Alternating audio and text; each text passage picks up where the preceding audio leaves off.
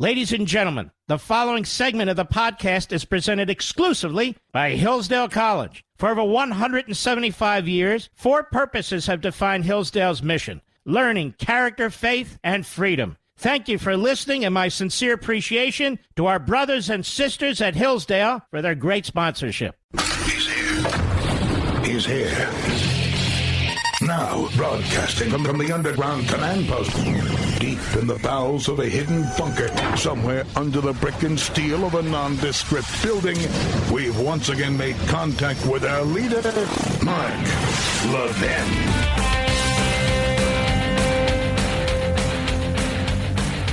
It might be the end of Roe v. Wade before the Supreme Court. That's what Mike Pence thinks, and a lot of other people think so, too. Good evening. Welcome to the Mark Levin Show. Great one is off tonight. Me, Rich Zioli from Mark's hometown of Philadelphia.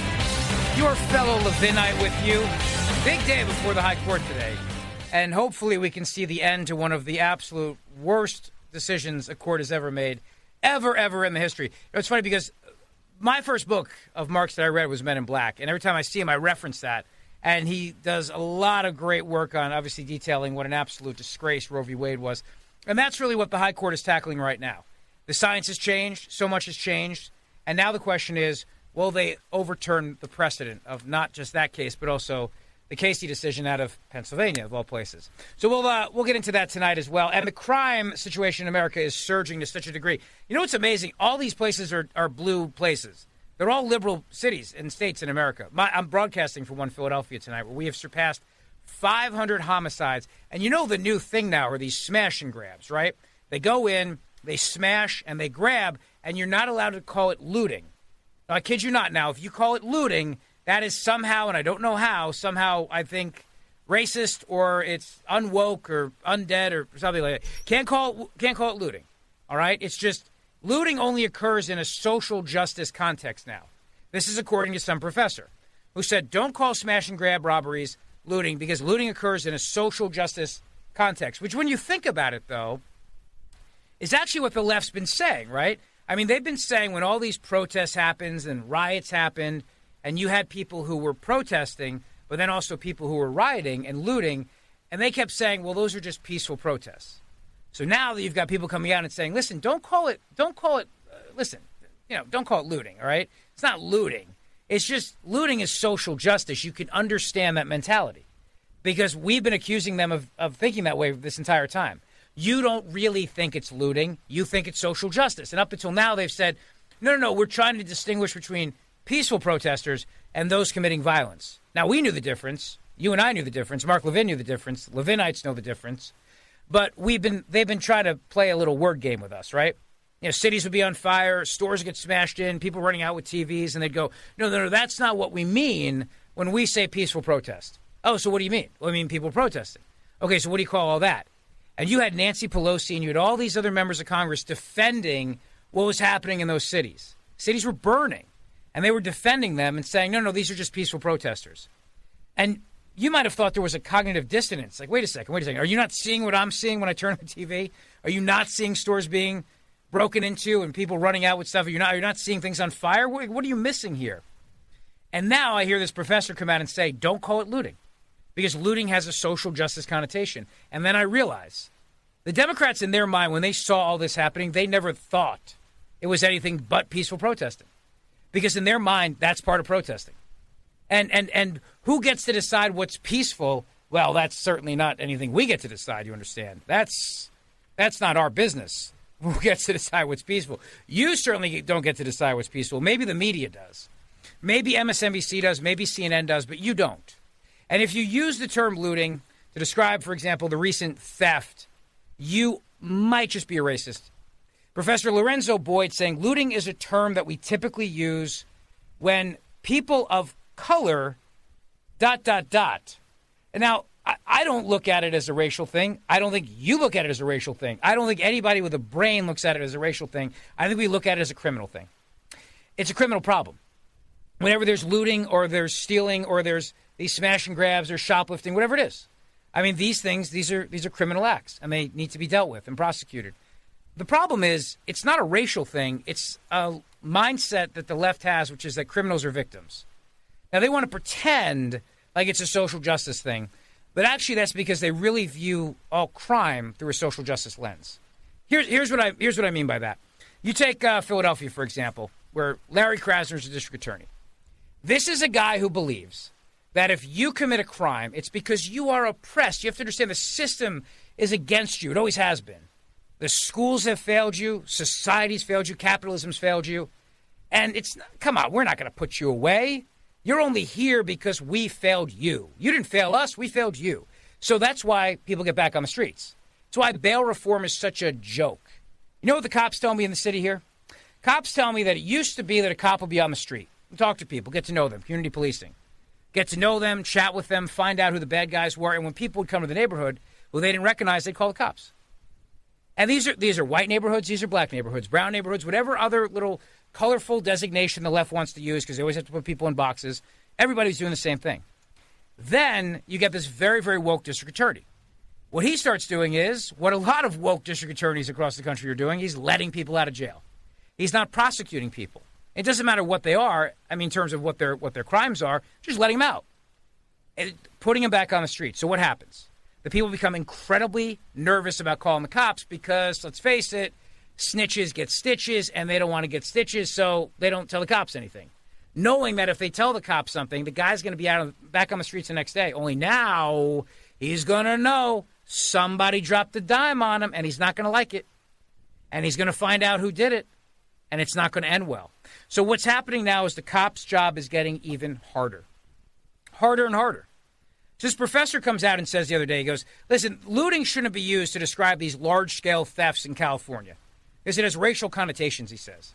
I mean, dozens of stores and businesses across California ransacked over the weekend, brazen crime sprees. He says they should be called organized robberies instead. Organized robberies.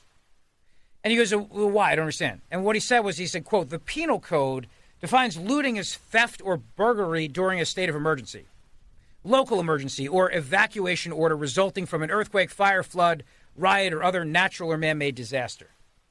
So then they quoted two experts, two academics, of course, who said the term looting had racial connotations. Looting is a term that we typically use when people of color or urban dwellers are doing something. We tend not to use that term for other people when they do the exact same thing. And then this guy who's the director of the Robert C. Maynard Institute of Journalism, Martin Reynolds, he said, this seems like an organized smash and grab robbery. This doesn't seem like looting.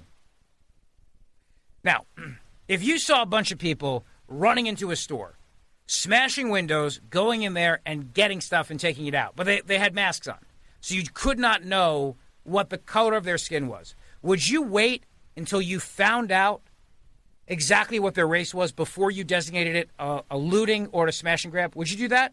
Would you sit back and wait for that? I'm curious.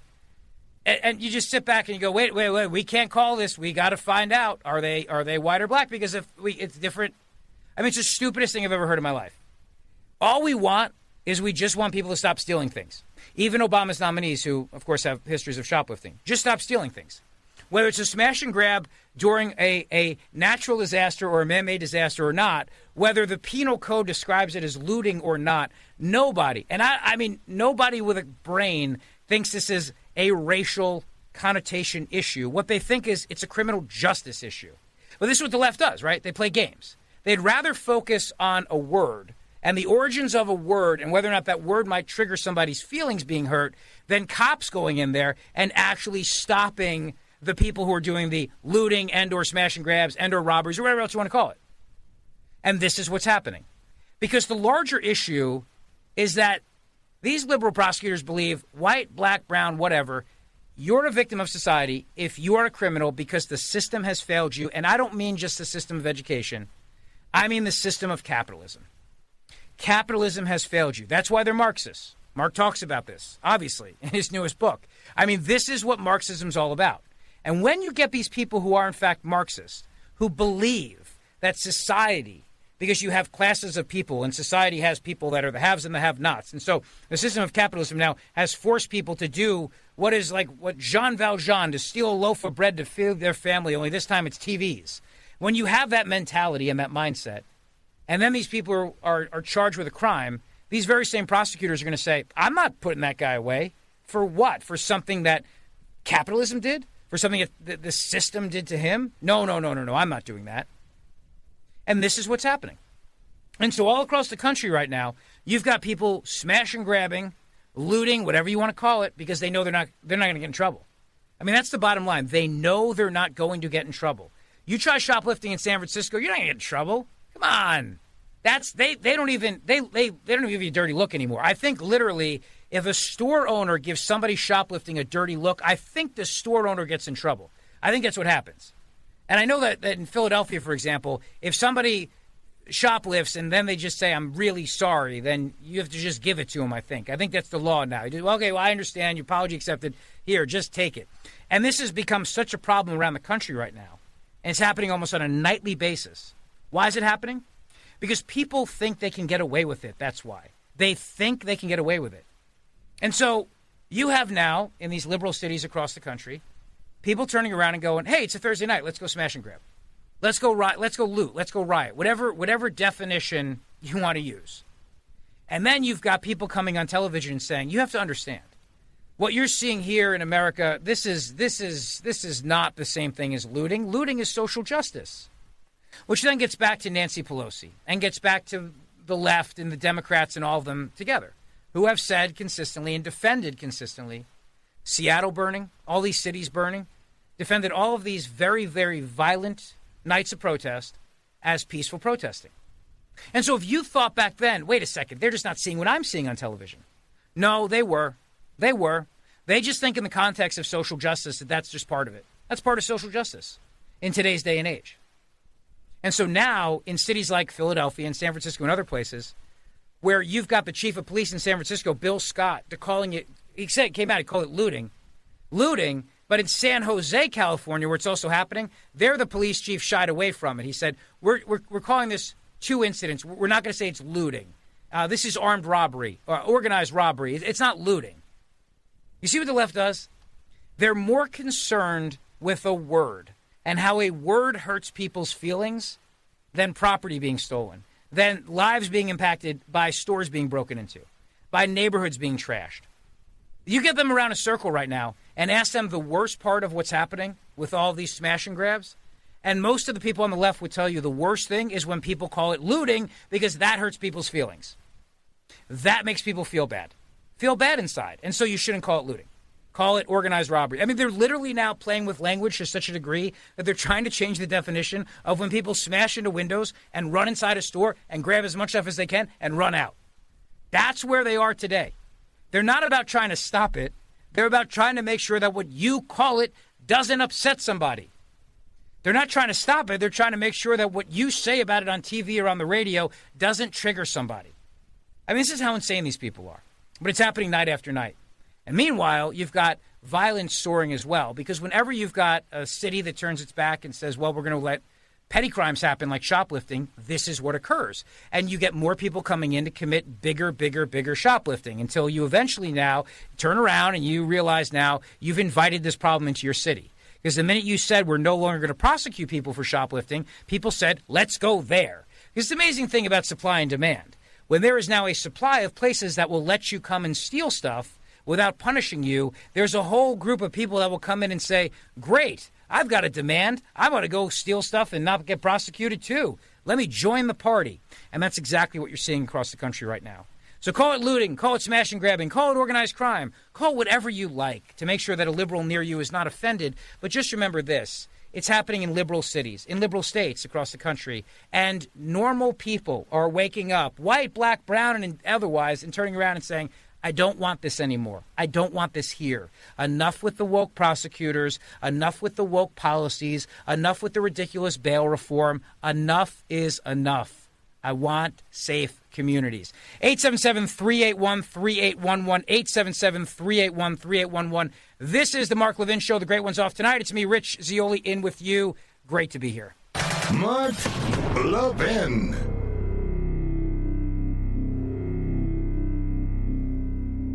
As we celebrate the Christmas season and reflect on our blessings, Hillsdale College thanks you for standing with them as they celebrate over 177 years of blessings. Since 1844, Hillsdale has provided the kind of education essential to preserving free government. And for decades, the college has advanced learning and liberty through a variety of outreach programs. Perhaps you receive Imprimis for free every month, or have taken one of Hillsdale's excellent free online courses, or have attended one of Hillsdale's free regional events. You know, Hillsdale refuses to take even 1 penny of government money. This independence allows Hillsdale to focus on promoting its core purposes, learning, character, faith, and freedom, without government interference. There's never been a greater need for the kind of classical liberal arts education that Hillsdale offers nationwide. So during this season of blessings, Hillsdale thanks you for your partnership.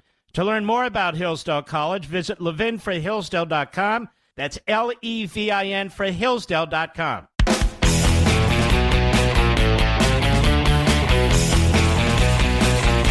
See, I think this is going to be one of the biggest issues in 2022 in the elections, no doubt. The crime and education are going to be, I think, the two top issues everywhere across the country. Think about what's happening right now, right? 2 Minneapolis Best Buys were robbed on Black Friday. These smash and grabs, looting, whatever you want to call it. I don't care. Pick your word. I'm not going to be like a woke liberal and decide that I'm going to focus on the word. Whatever you want to call it, right? It's people breaking in and stealing stuff. Lots of people doing it. Flash mobs and everything else. Of course, these liberal professors are only concerned about how the word makes people feel. But how about what the looting does to make people feel? How does that make people feel, out of curiosity? The CEO of Best Buy, you know what she said? She came out and she said that there's trauma from these employees. That's what they're feeling right now. There's all these thefts that are happening across the country at her stores, for example. Organized crime. People come into stores with the intent to steal consumer electronics. And she said, quote, these are traumatic experiences, and they're happening more and more across the country. And you've got other retailers saying the same thing, too. These employees don't want to deal with this. Imagine this, you're working at Best Buy, and all of a sudden you've got a mob of 25 people coming in and just start stealing stuff.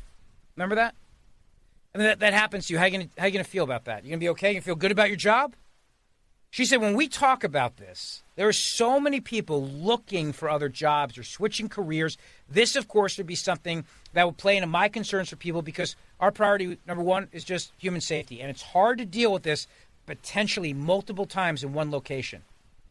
San Francisco has been a hot spot for these crimes, but it's across the country. Nordstrom, 2 Nordstrom stores in California. They also went in there looting, smashing, grabbing, stealing purses across the country.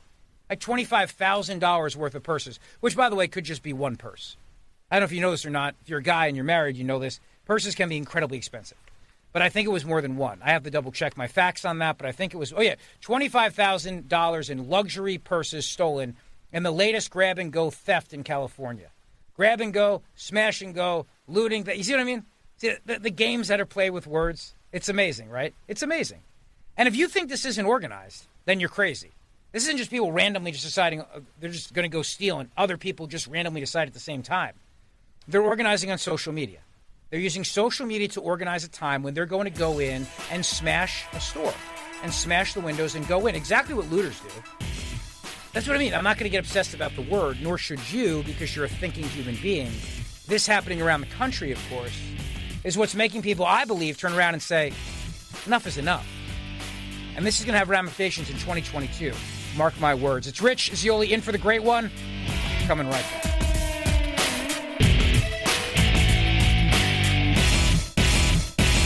As we celebrate the Christmas season and reflect on our blessings, Hillsdale College thanks you for standing with them as they celebrate over 177 years of blessings. Since 1844, Hillsdale has provided the kind of education essential to preserving free government. And for decades, the college has advanced learning and liberty through a variety of outreach programs. Perhaps you receive Imprimis for free every month, or have taken one of Hillsdale's excellent free online courses, or have attended one of Hillsdale's free regional events. You know, Hillsdale refuses to take even 1 penny of government money. This independence allows Hillsdale to focus on promoting its core purposes, learning, character, faith, and freedom, without government interference. There's never been a greater need for the kind of classical liberal arts education that Hillsdale offers nationwide. So during this season of blessings, Hillsdale thanks you for your partnership. To learn more about Hillsdale College, visit ləvɪnforhillsdale.com. That's Levin for Hillsdale.com. Mark Levin, the modern voice of the Founding Fathers. This is the Mark Levin Show. Dial in now at 877-381-3811. San Francisco has become a shoplifter's paradise. That's right. And people are taking advantage of it. And because of that now, stores are closing. People are not going to jail, though, of course. But violence is happening, as you can imagine. Welcome back to the Mark Levin Show. The great one is off tonight. It's me, Rich Zioli, from Mark's hometown of Philadelphia. Great to be with you tonight. By the way, Chris Cuomo is out at CNN. The lesser Cuomo, as I call him. He's out. I'll talk more about that in the next hour. But let me give you just some of the ideas of what's happening across our country, okay? So Jason Riley from the Wall Street Journal, last month, October, he wrote a piece out how San Francisco has become a shoplifter's paradise. Thefts under $950 are effectively decriminalized, okay? Now, you can get a lot of stuff under $950. I don't know if you've noticed lately. TVs are way under $950. I'm not saying they're like the greatest TVs or they have all the great features, but you can 100% get a big flat-screen TV for well under $950. So now if you shoplift TV because you're part of looting or grab and goes or fun and games or whatever you want to call it, and you get a TV and it's under $950, you won't get prosecuted. They're going to let you go. Why? Because they have now this ridiculous idea, Prop 47, California ballot initiative, theft of less than $950 in goods is treated as a nonviolent misdemeanor and rarely prosecuted. So stores that want to get sued, they tell people, we don't even do anything anymore. But now when you've got marauding mobs of people going in and stealing things all at once because they're organizing on social media and they're going, hey, let's meet up at Target at 7 o'clock and we'll all go in at the same time and just overwhelm them. 4 men on Wednesday in California in Santa Rosa fled with $20,000 of merchandise from an Apple store. In San Jose, $40,000 of items were stolen from a Lululemon store. That's right, they're even stealing yoga pants now. I mean, I thought yoga pants were so sacred that nobody would ever want to steal them. I just know there's certain things in our society that we just don't touch. Yoga pants being among those things, but clearly not. They went and grabbed those as well. In Chicago, they stole over, how much was it in Chicago now? $25,000 at a Village shopping center. It's happening all across the country. And so now what's happening is employees are quitting because they're turning around saying, I don't want to deal with this. Why would I deal with this? And let me tell you why the prosecutors on the left are not concerned by this. Ready? U.S. retail stores and companies, this theft, shoplifting, has cost them $30 billion a year, according to the FBI. Now, just think about that when that number goes through the mindset of a Marxist, right? $30 billion. I mean, they can spare $30 billion just in losses? What immediately comes to their mind? I know you have to put yourself in their mindset, so this is not easy, but let's try it. You have to put yourself in the mindset. What they don't hear $5,000 of goods from a Nordstrom store. They hear $30 billion. These stores, these big, evil capitalist entities were able to write off $30 billion, in stolen goods and didn't blink an eye. Why are they not being taxed more? Why are they not paying more in taxes? And then they go on with their nonsense about how is it possible that a corporation can pay less in taxes than somebody in the middle class? Which is a lie, of course, but they say that over and over again. Amazon paid $0 in taxes, Bernie Sanders will scream. And now it is that these rich stores, they'll lose $30 billion in stolen goods and they won't even blink an eye. See, that's what you have to understand. You know, the reason why these woke social justice professors came out and said, don't call it looting. Looting has a social justice connotation. Is because they view people who loot as victims, but they also view people who shoplift as victims too. Let's face it, right? If these big, evil, cushy, big stores can lose all of this merchandise and money and still stay in business, meanwhile, people are struggling out there and these people are not paying their fair share in taxes, you understand what the left starts thinking, right? How dare we prosecute these people? This is like a modern-day Robin Hood, what's happening here. These big corporations are stealing from them by not paying their fair share in taxes, and all these people are doing is going in and getting what's theirs. Oh, you know they think that, right? Of course they think that. And so it's happening across the country, and employees are quitting, I wouldn't work. In this economy, when everybody's looking to hire people, except in radio, when everybody's looking to hire people, I have a job, though, thankfully, in Philadelphia, on Talk Radio 1210 WPHT, one of the iconic stations. Everybody's looking to hire people. Would you put up with working in a store where every night you know people are going to smash in and steal stuff? Would you do that? Flash mobs, thievery, grab and goes, fun and games, hula hoops, whatever you want to call it? Who in their right mind would want to do that? Nobody. That's who. Nobody. Let me begin. Let's take some phone calls here on the Mark Levin Show, 877-381-3811. Let's begin with David. He's in Huntsville, Alabama. Hi, David. You're on with, it's me, Rich, in for Mark tonight. How are you? Hey, Rich, Hello, Dave. Stand in for the great one. Congratulations. Great show. My comment is, yes, the liberal media definitely wants to change words, and I carry on that fight almost every day on the Internet and in person. But in this particular case, we have to be aware. I believe looting has to do with taking advantage of a natural disaster situation or a declaration of emergency is my understanding. So in this case, unfortunately, they may be right. But we can call it strong-arm robbery. And here in Alabama, you pull strong-arm robbery, my understanding is your life expectancy could be 0.6 to 1.8 seconds. Well, you know something, and here's the thing, and thanks for the call, David, to the Mark Levin Show. I appreciate it. I understand your point. But I actually want to just point this out. In every single place that I've mentioned, they're all under COVID emergencies.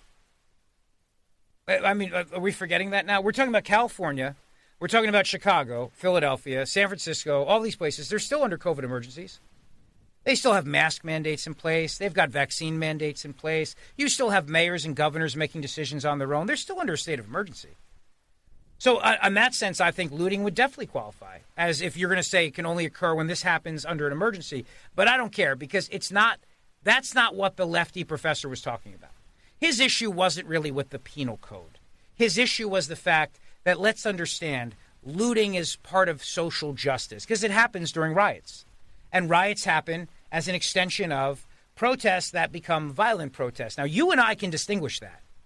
We understand what's covered under the Constitution, which is your right to protest. Protest your government. It is a sacred, fundamental American right, which I will defend, as will you, I'm sure. But when that protest becomes violent, it's no longer protest. Remember, the left was out there all last year justifying what was happening. It was pent-up aggression. It was people who've said they've had it. It was an extension of what has been boiling over all of these years. For 400 years, they kept saying things like this. And you'd say to them, well, what about the store that got, that smashed and grabbed? Well, that's not what we're talking about, they'd say. But they view the incidents that occur during those things, if there's a racial justice protest and then there's violence attached to it and then there's looting at the stores, they actually view that as social justice now. That's where we are. But my point to you is, don't think it stops there. I mean, don't think it stops when there's an emergency. They view anytime somebody who doesn't have as much money as somebody else goes in and takes what's rightfully theirs as social justice too. And they also believe if it's anything that they've done bad, it's only because the system's failed them. It's not their fault. This mindset is spreading across America right now in all these blue places, spreading across America at rapid pace. And here in Pennsylvania, where I am, in Philadelphia, where I'm broadcasting from, you got a city now with over 500 homicides. And you know what they keep blaming for the homicides? Guns. As if the guns are just shooting themselves. No, really, the mayor comes out, the prosecutor comes out and goes, we got to do something about guns. The gun violence epidemic. The gun violence epidemic, as if people are not pulling those triggers. And this is another way that the Marxists think about crime. In other words, it's not the person, it's the object. It's not the person, because this person is merely a victim of society's largesse, of capitalism, failed education, and that doesn't mean they're going to want to embrace school choice, mind you. But it's a system that did not spread enough money around because, again, these evil, greedy corporate executives were not paying their fair share in taxes. Come on, how are you supposed to feel badly for these big, big conglomerates with their billions and billions of dollars in lost merchandise when they still have so much more money they can make and don't have to turn it over to the government? That's the mindset.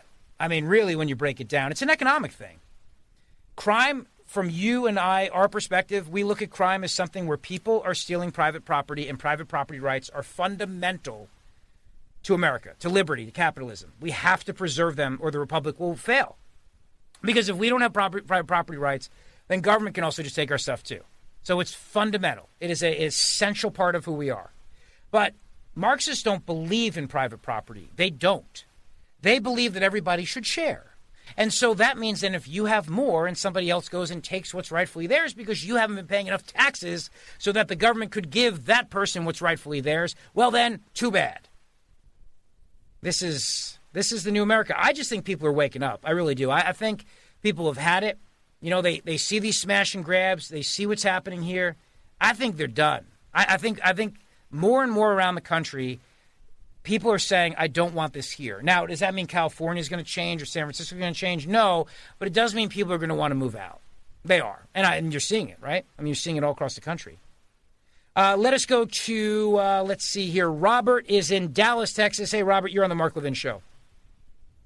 How you doing, Rich? I have a couple of thoughts. I'm not really sure why they call it smash and grab. If it's not against the law and they're not going to prosecute, there's no point in smashing if they can just go in and grab.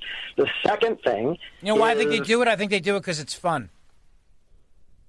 Well, okay, that may be. But the other point is I think we should fully embrace the professor's terminology and let them call it organized robbery, organized arson, because then it takes it out of the local and state prosecutors' hands, and then it becomes a federal issue because you can use the RICO statutes against them. I like it. Yeah, I like what you're thinking. Exactly. Get it out of the hands of the woke liberal prosecutors. Yep. Yeah. Good thinking, Robert. I like it. This is why my fellow Levinites are so smart. Thank you, Robert. Appreciate it. Yeah, it's a great point, right? These are not just random acts. You can't have so many people at one time going in. And again, smash and grab, fun and games, whatever you want. Sometimes they smash. I think they do it because it's fun. I think it's exciting. I also think they do it because they want to overwhelm and take as much stuff before they lock the doors. Because don't forget something. I mean, if everybody runs into a store at once and then the store employees run over and lock the doors and they're trapped inside and then the cops show up, well, they could at least arrest them and return the merchandise. Now, maybe the people won't get prosecuted, but the store gets to keep the stuff. The goal of these people is to take merchandise, right? So that's why I think they smash and grab. They want to overwhelm the employees. It's why the Best Buy CEO said her employees are traumatized. It's traumatizing. That's why. You come and you smash your way in to get stuff, and then you run out. You want to do it as quickly as possible so that you can get the goods and you don't have to worry about giving it back. They're not worried about prosecution, which is why they're there in the first place. But they also don't want to have a cop show up and then, come on, give it back. It's not yours. And then they go, okay, I'm sorry. And then they don't get to keep what they came for. They want this stuff. So I think whenever they can try to overwhelm the shop owners and overwhelm the employees, that's ultimately the goal. And scare them. Scare them by doing so. Because if you just walk in and take stuff and they go, shut it down, then put it back, that's kind of boring, right? Where's the fun in that? 877-381-3811 here on the Mark Levin Show. This is great. By the way, I got to get into this Chris Cuomo stuff. It's amazing. Chris Cuomo out at CNN. I'm shocked he was even on TV last night, to be honest with you. What he did to advise his brother, the Love Gov, the governor of New York, that sleazeball, who, of course, had to resign in disgrace, who's not over. By the way, Andrew Cuomo's it's not over, right? This he's going to come back at some point. And will New Yorkers take him back? Probably. Bill de Blasio, the mayor of New York, wants to be governor. He wants to now legalize heroin injection sites. Oh, yeah, they tried that in Philadelphia, too.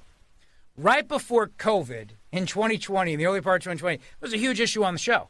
My local show in Philly. We talked about it all the time because they wanted to do the exact same thing. Have safe injection sites, they call them. Now, I don't know how that works exactly other than if I am a heroin dealer, I know exactly where I'm going to sell my product. Wouldn't you do the same thing? I mean, if you know that there's a safe injection site, which means people are going to go and shoot up heroin, and it's legal for them to do so, but they can't, the government's not going to provide them the heroin. It's BYOH, bring your own heroin. So now you've got to get the heroin from somewhere. If I'm a heroin dealer, I am 100% going to that neighborhood. And I'm obviously not going to be the only one. So I'm going to have other heroin dealers there, which means we're going to compete for the neighborhood, which then, that could get messy. Just saying. All right, here on the Mark Levin Show with me, Rich Zioli, in for the great one. A lot more to come. Don't go away. Mark Levin.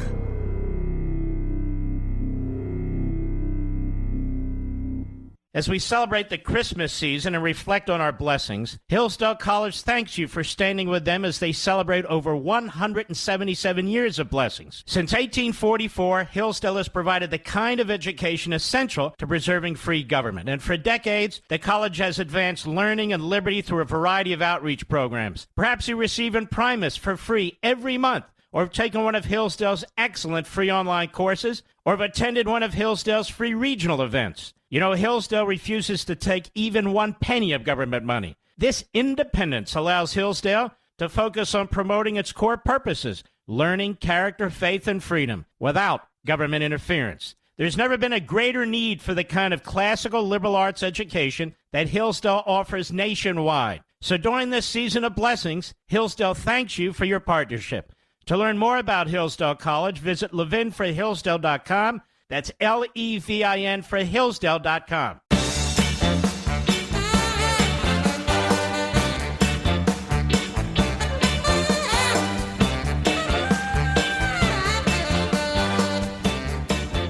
It is the Mark Levin Show with me, Rich Zioli from Mark's hometown of Philadelphia, with you tonight. We're talking about the crime surges that are happening across America right now, which I think is going to be one of the big issues going into midterm elections 2022. The next hour, I'll get into a little bit of the lesser Cuomo, Chris Cuomo, now out of a job at CNN, at least for a while. But remember, Jeffrey Toobin was also suspended for literally, tubing it. So I'm just saying, it may not be over for him. The CNN takes anybody back. They're kind of desperate over there. Let me go up to, let's see here. Blake is in Salt Lake City. Hey, Blake. How you doing, Rich? Hey, I've been inspired as you've been talking about this looting thing, and I think you're really onto something here. And as I've been listening to the conversation, it just occurred to me that the Democratic Party is the party of looting, smash and grab, whatever you want to call it. They are perfectly philosophically aligned with looting, and they're totally great with taking large amounts of value and wealth that does not belong to them, right? That's what they do. And we have recent and previous ample proof of that. Whenever we have sufficient Democratic government branch control to loot the American people, they organize just like looters. They pick their favorite target, and then they run in and do their smash and grab looting. That's what they are about. So why would they stop it? Yeah, you know what? That's such a great analogy you make. It really is. If they want, they steal our money all the time, right, in Washington, and then they try to give it away to other people. I mean, they're constantly trying to loot corporations by raising the corporate tax rate, loot me by trying to raise my taxes, loot you. I mean, it's exactly the same thing. You are right. And what do? They use emergencies to justify it. Do they not? Absolutely. I mean, we've seen under COVID, and thanks so much, Blake. Great point. I really appreciate that call tonight to the Mark Levin Show. We have seen the Democrats use COVID, for example, to justify taking so much money of ours and then giving it away to other people under the guise of COVID relief and that sort of thing. What's been the result? People don't have to work right now. There are millions and millions of Americans leaving the workforce and not in the workforce because they don't have to be, because the Democrats have taken money and under the guise of COVID, there you go, take it, you take it. Thanks, Blake. Have a great night. This is the Mark Levin Show, 877-381-3811. The point of understanding how a Marxist thinks, which is exactly what Mark Levin talks about in his latest book. You have to understand the mindset. I'm not talking about Democrats. I'm not even talking about liberals. I'm talking about Marxists. The problem, though, is that you've got a lot of Marxists who are now prosecutors. Larry Krasner in Philadelphia is a great example. The prosecutor in San Francisco is a great example, too. And they have a Marxist mindset, which is that the criminal justice system has failed people. And their job is not to prosecute. Their job is to make it right. And certainly you don't make it right by putting these prisoners away. It's the Mark Levin Show, big hour number 2. Straight ahead.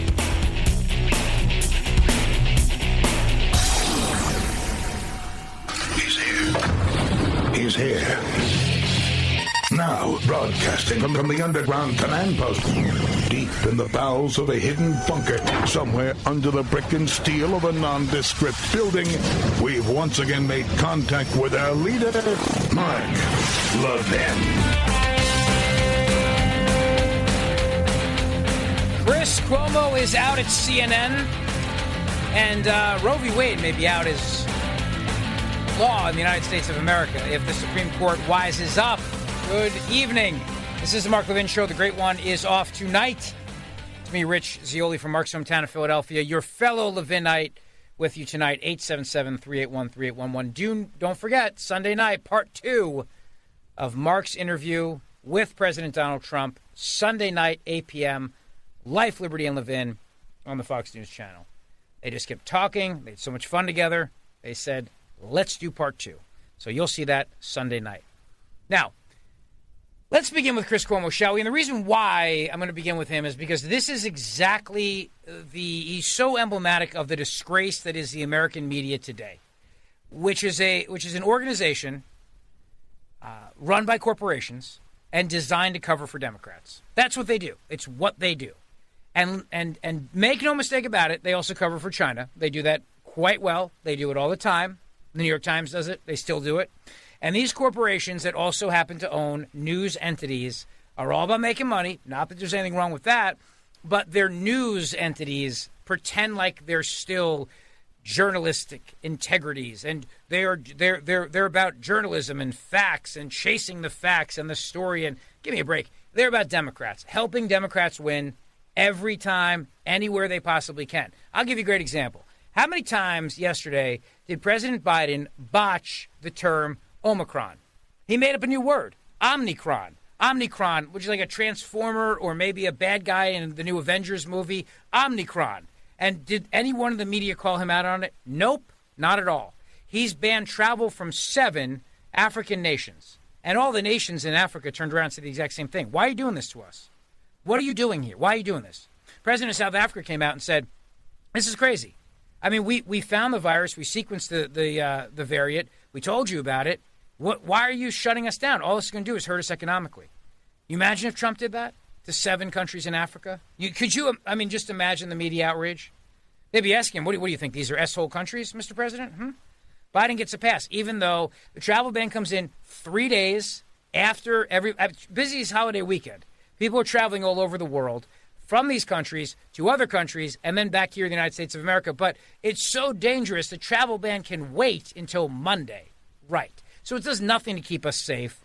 Nothing at all. And everybody knows that. It's just show. But the thing is, the media just lets them get away with it. They let it continue. They let it go on. And they go, oh, look at how brave he is, shutting down travel to keep us safe.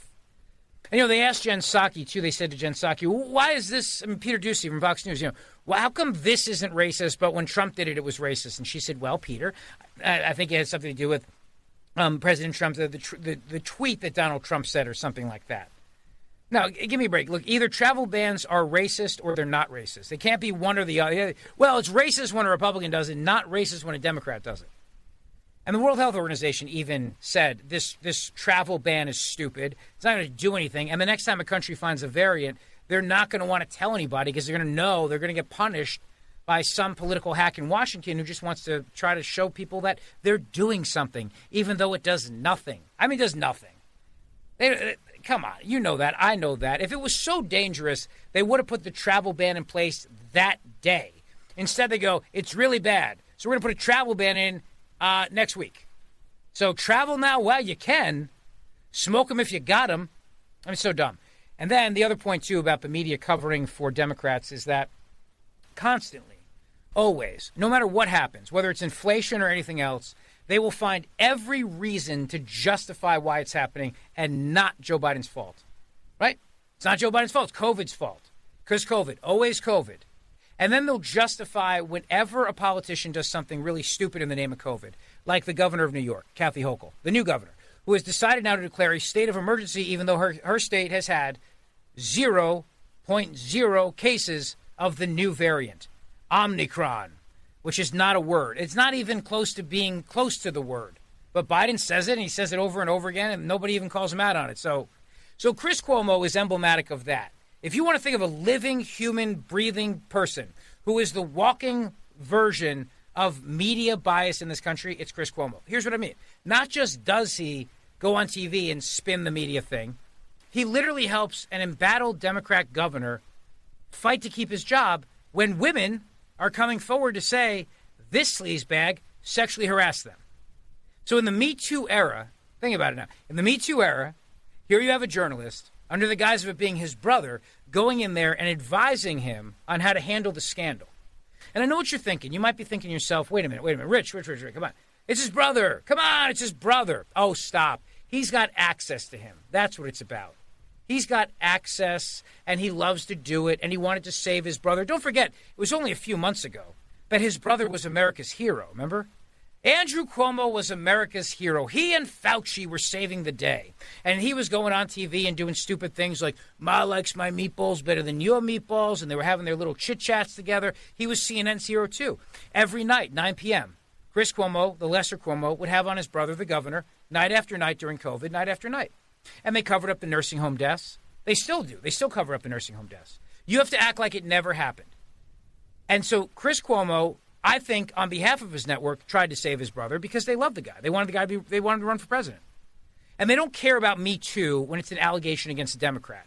Me Too, like every other thing the left uses, they only use it when they want to, and they only use it when they need to. So if it's not a Republican they're trying to go after, they'll just put Me Too conveniently back in the hashtag box and save it for the next social justice cause. It's not consistent. It never is with these people. It's the only thing consistent is their complete and utter inconsistency on holding their own people accountable.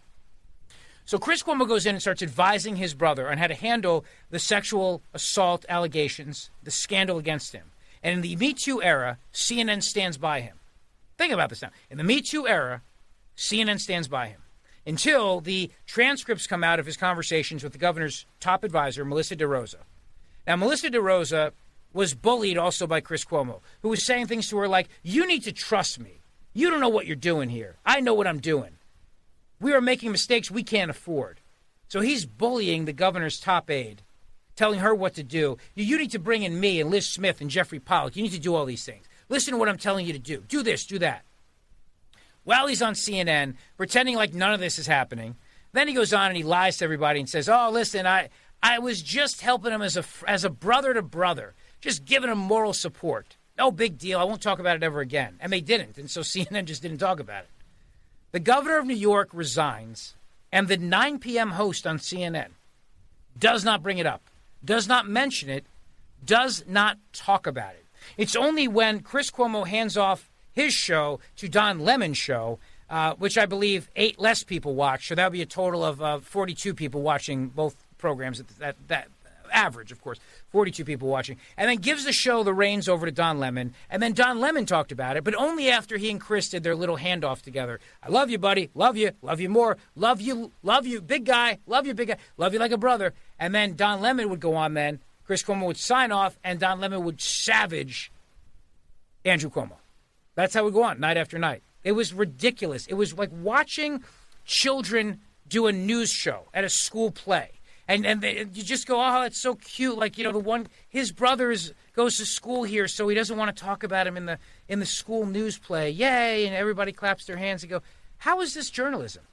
And CNN pretends, right? Because this is what I mean about the lesser Cuomo. Chris Cuomo walks around as the walking, living, breathing human form, a human incarnate of media bias in this country, of corporate-owned media bias, which is their goal is not just to spin what the Democrats want, but it's to protect them, cover for them, and advance their agenda. He's a great example of that. He could have come out and said, listen, I'm not going to pretend that I'm some impartial guy. I'm not going to pretend like I'm a journalist. I am a lefty. I'm on the left, and I'm going to push what's on the left, and consider me your alternative to Tucker Carlson or Sean Hannity. He could have said that, but he didn't. Instead, he pretended like he was still a journalist. That's what's amazing, and CNN let it happen. I could not say that he was ever going to be your version of the left's version of Mark Levin, because he's not nearly smart enough, of course, for that. I mean, he's not a smart guy. I mean, obviously he's an idiot. First of all, why are you texting all this stuff to your brother's top aide? What, do you not understand how text messages work? You're writing this down, you moron. Why would you do that, first of all? And then he says, and then this is the best part, too. He uses his position as a quote-unquote journalist to get other journalists to tell him about women coming forward to accuse his brother of sexual assault. Think about that now for a moment. He pretends, he calls him up, he goes, hey, it's Chris Cuomo. How you doing, fellow journalist? Just wondering if you've got any leads on other women who might be coming to accuse the governor of New York on sexual assault. Now, I imagine one of those journalists might have said, Chris, that like your brother, you mean, right? And he said, well, no, but I'm not asking. I'm asking in my capacity as a fake journalist for CNN. And they go, oh, okay, well, if you're asking as a fake journalist for CNN, well, in that case, sure, I'll tell you. Yeah, there's a woman. She's going to come forward. And here's the details. It was at a wedding. She says the governor did this to her, blah, blah, blah, blah, blah. But don't tell them, right, Chris, because you're coming to us as a fake journalist. And we're fake journalists telling you a scoop, fake journalist to fellow fake journalist. That's how I imagine the conversation took place. I do not have an audio transcript, so forgive me if I might have gotten a thing or two wrong in that, obviously. But then I think what happened is he goes back to the aide, Melissa DeRosa, and he says to her, listen, here's the deal. I got everything. I got the scoop on the woman. I know what she did. I know what she's accusing him of. I've got people. And then he starts making calls to people to basically find ways that he can sink her before the allegations are made. So as a journalist now, he's using his position as a journalist, fake journalist, to get information to then try to bury one of the potential accusers to his governor's, the brother, the governor. I mean, it is amazing. It's like organized crime on television, with CNN's top guy, the 9 p.m. guy, orchestrating all of this on behalf of his brother. That's what I mean. If you think of a person walking around who is the corporate media pro-Democrat machine, do you get any more obvious than a guy who is working actively to save his brother from political disaster and using his perch at CNN to do it? And CNN knows it's happening because he was out there on TV talking about it till he wasn't and doesn't do anything about it. So now he's been suspended indefinitely. But don't think the story's over, because if you think that this means, oh, just one guy with a bias is now off of TV, you're crazy. This is what happens on television, in TV news today, all the time. A little bit later in the show, I'll play you a clip from Margaret Brennan with Anthony Fauci. And she completely lets Fauci off the hook when she brings up Rand Paul and Ted Cruz wanting Fauci prosecuted for lying before Congress, doing their job as the legislative branch to hold the executive branch accountable. And she completely lets Fauci off the hook because the media loves Fauci, which is why you don't hear about gain-of-function research. You don't hear about the lab in China. You don't hear about the funding. You don't hear about any of that stuff because they love him and they want to cover for him. This is what happens. And Chris Cuomo is now out at CNN temporarily because will he be back? They brought Jeffrey Toobin back, and what Jeffrey Toobin did was disgusting, but at least he didn't use his position as a CNN person to get information that would help one of his family members out, who just happens to be a Democrat-elected governor. 877-381-3811. This is the Mark Levin Show with me, Rich Zeoli, in for the great one. Coming right back. Mark Levin.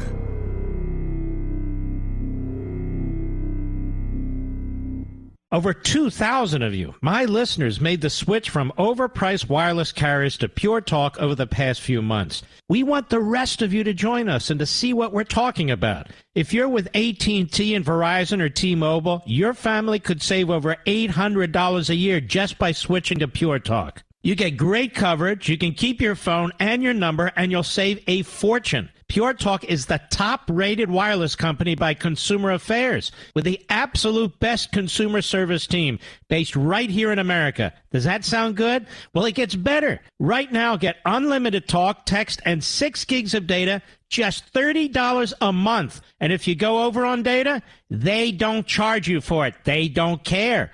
Go to puretalkusa.com and enter promo code Levin Podcast. Again, puretalkusa.com, promo code Levin, Levin Podcast. And when you do, you'll save 50% off your first month. That's puretalkusa.com, promo code Levin Podcast. Pure Talk USA, simply smarter wireless.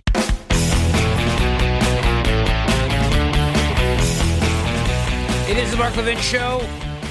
Great one is off tonight. It's me, Rich Zeoli, in with you. You know, Cuomo, the governor of New York, the former governor, was a sleazeball. The nursing home scandal and everything else that he did. But just think for a moment, CNN covering for Chris Cuomo, who advised his brother on how to handle a Me Too scandal and how to basically now go after the accusers of the governor. I thought all women were to be believed, right? Isn't that what we hear from the left all the time? All women are to be... Oh, that's only when they accuse Brett Kavanaugh. Right, I forgot. Only when they accuse Brett Kavanaugh. If they accuse a Democrat, then it's okay to shame the women, even if you work at CNN. So now he's out. For how long? Who knows? But really, Chris Cuomo maybe he'll wind up on MSNBC, very possible. Maybe he'll have a Sunday show on MSNBC or another network. But is he any different, really? And I don't mean in terms of his sleaziness, but is he really any different from anyone else on those big channels? Think about it, right? On ABC News, George Stephanopoulos, who I call the unbiased journalist, George Stephanopoulos used to be Bill Clinton's campaign chief communications guy in the White House for 2 terms, ran his campaign. I mean, he and James Carville got Bill Clinton elected. Now, James Carville doesn't pretend like he's a journalist. He's out there as a rabid Democrat. But what Stephanopoulos does every Sunday when he hosts the ABC This Week and when he's on Good Morning America is he pretends he's the chief political guy, and he pretends like he's impartial. He spent his entire career before getting into the media advising Democrats. This is what I mean. I could never do that. Even though I've been advising Republicans my entire career and I'm a conservative talk radio host, in order for me to get a job like that, like if they were to call me up and go, hey, Zioli, I want you to host Meet the Press. Like, well, oh my God, what an honor. Yeah, absolutely. What do I have to do? Well, you have to do the following. Denounce Trump, denounce every Republican, then genuflect in front of the Democrat altar and declare yourself completely independent. But they don't make Democrats do that when they give them shows. They just go, here, now you're a host. Oh, okay, great. Well, thank you. That's so nice of you. Thank you so much. So is it really any different in all these different shows and channels that you see on all the time? And this is where most people get their news from. It's also why most people were panicked for at least a short period of time over this new variant that's not called Omicron, because they were panicked over it because it was a slow Thanksgiving news weekend, and every news channel in America focused incessantly on Omicron, everywhere. It's dangerous. It's a mutation like no other mutation. You know, in South Africa, they said they have not had a single case of hospitalization because of the variant. And the doctors down there said very mild symptoms. Tiredness, fatigue, headache, that's about it. And it's going after younger people. So it's spreading very quickly with milder symptoms. In fact, there was a German doctor who said this might be a Christmas present for the world. This might be our way out of the pandemic. Because this variant, which is very contagious, might overtake the Delta variant, which is very dangerous. And in doing so then, because nature always finds a way to shove somebody else out, if this variant shoves out that variant, that means then the dominant variant in the world could be a variant that is no worse, literally, than a bad cold. Now, I'm not saying it's going to be like that. I'm not an epidemiologist. I don't pretend to be one. But I'm telling you what doctors and epidemiologists who've looked at this variant have been saying. They've been saying now that these cases are all mild. So what is with the panic? What is with the governor of New York, Kathy Hochul, declaring a state of emergency and shutting down elective surgeries at hospitals? What is that? That's a power grab is what it is. You've got states, again, coming back with mask mandates, extending mask mandates, putting in mask mandates in person. Why are they doing this? Control. It's about control. That's why they just do not want to give it up. They do not want to give it up. And Fauci, part of the reason why so many people are angry about this guy having a job at this moment in time is because as long as this goes on, you get people that say, well, let's not worry. Don't worry about how it started. Let's not focus on how it started. Let's focus on how we get out of it. I hear that all the time because I've been bringing up the lab leak theory, quote unquote, since day one. And people always say to me, Rich, why don't you talk about how we get out of the pandemic, not how we got into the pandemic? And as long as this goes on, I guess we can keep doing that, and then we don't have to talk about things like gain-of-function research. And the media will continue to paint Fauci like a saint, scare you about variants, and not give you all the data and all the facts. It's the Mark Levin Show. Coming right back.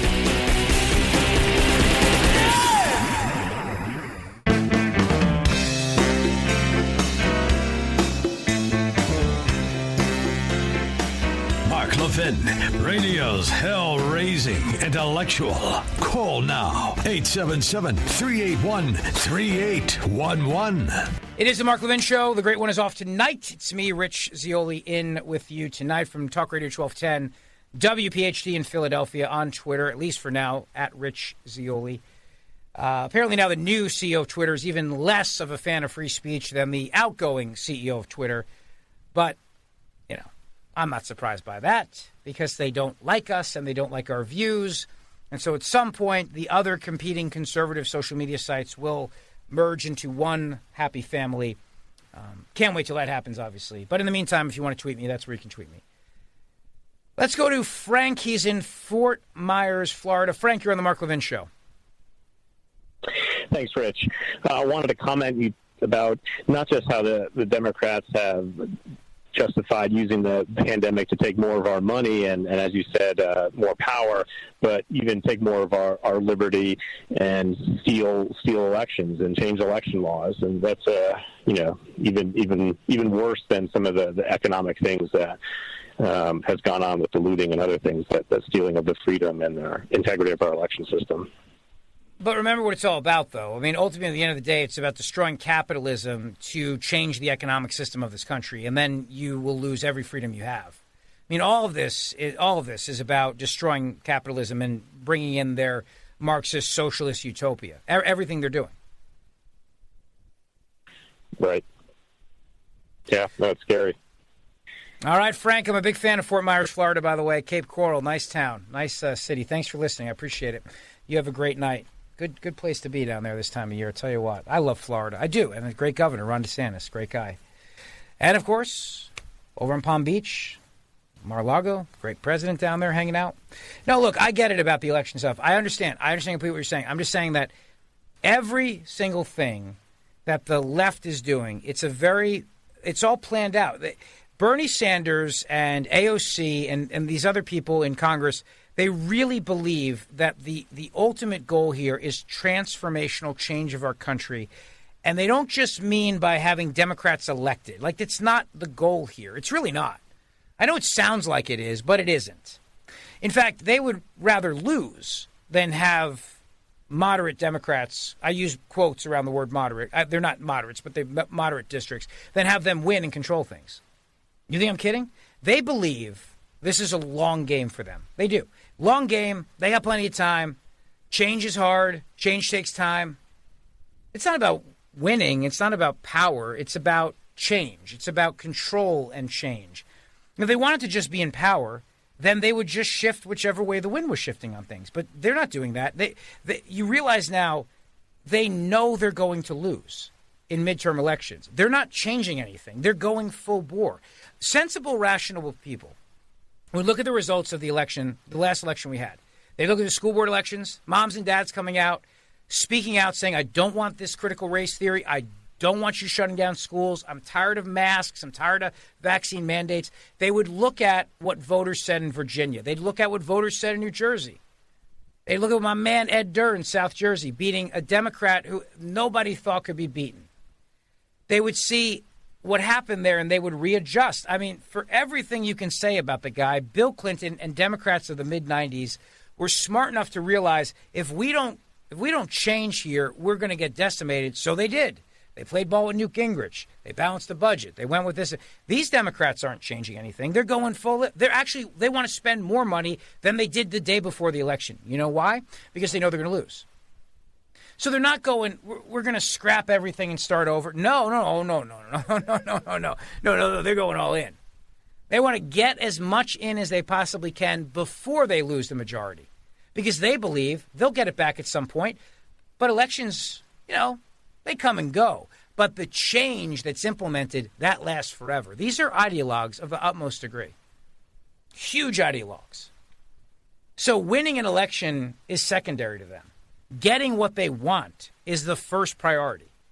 And, if you're Bernie Sanders and you've got a safe seat from Vermont, if you're these other members of Congress and you're in these blue states and you've got these safe districts, you don't have to worry about this. They can be as crazy as they want to because nobody's ever going to beat them in a general election. But if you're a Democrat running in a district that could be a Republican district with redistricting especially, and you're worried about this, what do you do? What do you do? How do you deal with these crazy people in your own party? And yet, somehow or another, they find a way to play ball with them. It's amazing to me. So, I can't predict to you what's going to happen with Biden's Build Back Bolshevik plan. I have no idea what's going to happen. I do know, though, that they would rather get that passed and lose than kill it and win. There's no doubt in my mind about that. You've got pollsters. You've got Democrats. Listen to me. James Carville, say what you want about the guy. Smart guy. Really good strategist. Bill Maher, say what you want about the guy. He's been saying on his HBO show consistently, Democrats, enough with the woke stuff. enough with the spending, enough. Change, you're going to lose. James Carville's been saying that too. Are they listening to these guys? No. They're saying they're old dinosaurs. Only old guys use the word woke. The left today savages those guys because they would rather get their agenda passed than win. Winning is not their priority at this point. So think about that when you think about the election coming up and you think about what they're trying to achieve before the election. I mean, at the end of the day, Democrats right now could do something about gas prices if they wanted to, but they don't want to because they would rather wait a few years and have you out of your gas-guzzling car and into an electric vehicle. That requires, of course, electricity. They would rather do that. That's what they believe. It's what they stand for. So think about it from this perspective, right? Pete Buttigieg's a young guy, and he's as crazy as the rest of them. And he says the other day, he goes, you know what? Everybody, you'd be out of your gas-guzzling cars, you'd be into your electric vehicles, so we'll give you $12,000 to buy an electric vehicle. Whose money is that? It's my money. It's your money. They're taking my money to give it to somebody else to have them buy an electric vehicle. You see what I mean? The government is taking my money, your money, and then giving it away to somebody to let them buy something that maybe they can't afford. How is that not Marxism? How is that not exactly what I was telling you in the last hour? It's Robin Hood, right? I'm taking from the rich and I'm giving to the poor. In this case, I'm taking your money to give it to somebody who can't afford an electric vehicle so that they can get an electric vehicle. And I'm taking your money and I'm going to build charging stations all across the country to meet a demand that's not yet there. But we're going to make the demand by creating a supply using your money to help people buy these things that nobody wants. That's how these people think. It's crazy. I mean, it really is. It's nuts. It's nuts. But the ultimate goal of transformational change, you can see it with COVID-19. You can hear it when Kamala Harris, the Vice President of the United States, one of the least popular people in the history of politics, comes out and says, COVID is our opportunity to have real transformational change. And they mean it. They do. They mean it. I think they're worried. I really do. I think they're worried that the Omicron variant is going to be the mild variant that the South African doctors are saying it is. But it'll be the dominant variant, and this thing will end. Because I think the one thing that makes them panic more than anything is the idea that COVID goes away. Because with COVID, they have unlimited control. They have unlimited control. They can use COVID to justify everything, taking away freedom and liberty, spending money, redistributing wealth, whatever. You think they're worried about the fact that 4 million people left the workforce last month? No. You think they're worried that Americans are sitting on $1.7 trillion of money that was given to them in the pandemic? No, of course not. Are they worried about inflation? No. Are they worried about high gas prices? No. Are they worried about the fact that businesses can't hire enough people right now? No. Because all of that leads to dependency. And the ultimate goal here is dependency. It is taking a government and then radically changing your relationship with that government to make it even more of a welfare state than you've ever imagined. To give it the government's job being to take care of you at every stage of life. In order to do that, you got to smash it down if you want to build it back up, right? Build back better. First, you got to knock it down. And they're all about knocking it down. Remember, their heroes are people that led revolutions. Those are and I don't mean our revolution. I don't mean like the Revolutionary War of the United States. No. The founders are, remember, they're evil, slave-owning, horrible people that need to be wiped off the history books. But their heroes are people like Lenin and Marx and Che Guevara and Castro and all these other wackos around the world who have led revolutions. And how have they done it? They've done it by creating situations where people become so dependent upon them that they can stay in power for 30 or 40 years. It's all planned. It's all planned out. They got it all worked out. So even if they lose the majority in 2022, they'll have put in so much of their socialist ideas in place that they think they'll be able to get it back. They think they'll be putting in the methods by which they can then take control again.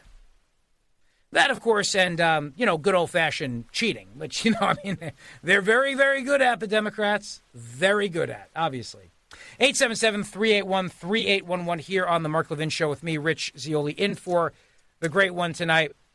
And if you think about COVID, and if you think about control and what that means, you understand why a governor like a Kathy Hochul wants to come out and say, we're declaring a state of emergency in New York even though we have 0 cases. You know why? Because that's what the left applauds. They do. They love it. And she wants to run for governor. She's governor, but she wants to run for governor. Look at every Democrat who wants to become president. What do they immediately do with COVID? They immediately come around and go, mask mandates, vaccine mandates, shutdowns, lockdowns, this, that, giving you money. Do it. Because those are all the things that the base of the Democrat Party today wants. They want those things. And so if you want to be president or you want to be governor of a blue state or you want to be a senator, you want to win in those states statewide, that's what you have to do. And they're more than willing to do it because they believe in that. And they have people like Fauci on TV saying, this is science. If you disagree with it now, you're anti-science. And that's their new thing, of course. Now, if you, for example, argue that Roe v. Wade should be overturned because the science of 1972 is no longer the science of the year 2021, no, that's science they don't want to talk about. I mean, literally, the United States Supreme Court in that case wrote law based on the science of the day, right, with their dumb 3-trimester law that they wrote from the bench. Science has changed. I mean, what science has done, the miracles of science today, and what we can achieve now in saving babies, even before 20 weeks, it's miraculous what's happening. And yet, that's the one science you're never allowed to bring up. You can't bring that up. They won't let you. They will not let you bring that up. But it's being brought up in the Supreme Court right now with a very, very important challenge to Roe and also Casey, and it's important. Because for those of us who believe in science and believe in life, this is the moment to throw it all back in their face and say, why don't you believe in science? Science now says when a life can be viable. And it's guess what? It's 15 weeks, like the Mississippi law says, where that baby can survive outside the womb. And so science now would say that anything after that should be illegal, at least on the federal level. So why are you anti-science? But that's not the science they like. No, the science they like is the science that Fauci likes. That's the big difference there. 877-381-3811. This is the Mark Levin Show. Coming right back. Mark Levin.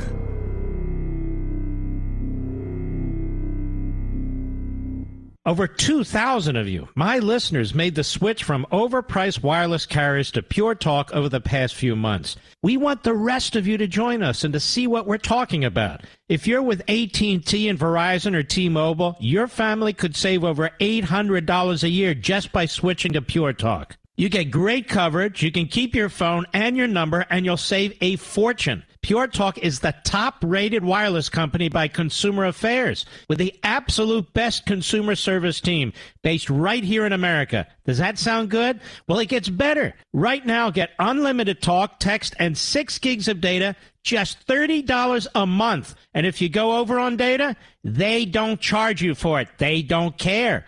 Go to puretalkusa.com and enter promo code Levin Podcast. Again, puretalkusa.com, promo code Levin, Levin Podcast. And when you do, you'll save 50% off your first month.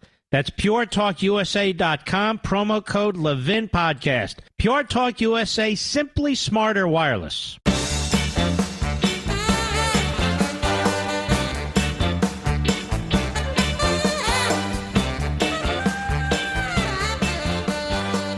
It's just, look, I'm a pretty practical guy, and I like to think of myself as a realist in life.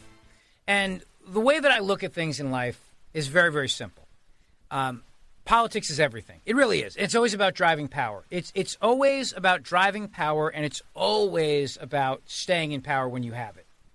It really is. For rational, sensible people, not zealots, not ideologues. It's different. Listen, I mean, I come from the world of Jersey politics, where a Republican today will morph into be a Democrat tomorrow and survive. And you see this happen a lot of times.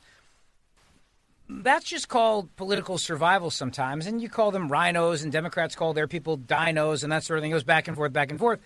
But, there's a reason why these people are in power for 20, 30 years. And the very thing that frustrates us on our side about these people, that they seem to be people that will morph, is what frustrates the Democrats, the lefties, the real left people, about the people that are in power of their party.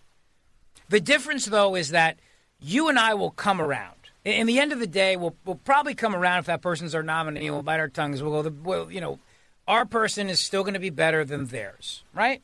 But some people won't come around. Some people will sit out in the primary. But think about it from their perspective, from Bernie Sanders' perspective, AOC's perspective, their perspective. They'd rather have a Republican in there than a Democrat who's a moderate. You know why? Because a Democrat or Republican in there will do all the things that will then drive their message the next 2 years, 4 years. Oh, yeah. Oh, yeah. Sometimes losing in politics, you can achieve much more victory.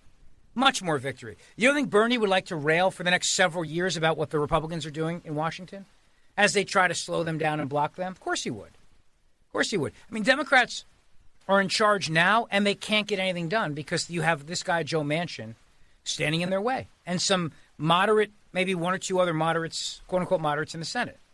They want them gone. They want them gone. And if you go to a Bernie Sanders or you go to these other people and say to them, look, here's the deal. We can keep control of the Senate, but we got to keep Joe Manchin. They'll choose the Republican over Joe Manchin. And they'll take a dive.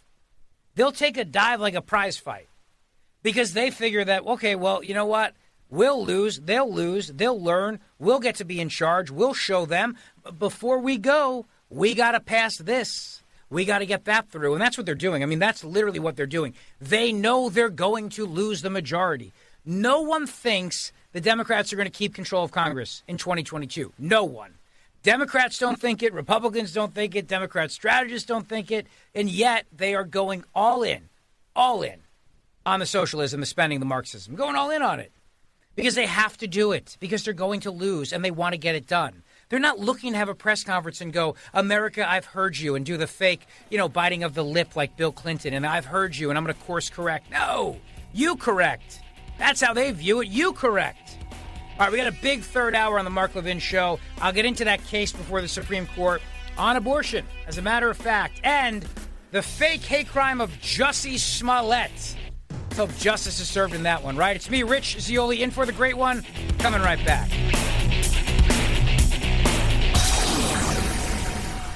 Ladies and gentlemen, this final hour of the podcast is sponsored exclusively by AMAC, the Association of Mature American Citizens. Now over 2 million conservative members strong, AMAC believes in and stands up for the values that we care about: faith, family, and freedom. Thank you for listening, and please support AMAC. And you can become a member at amac.us/join. He's here. He's here.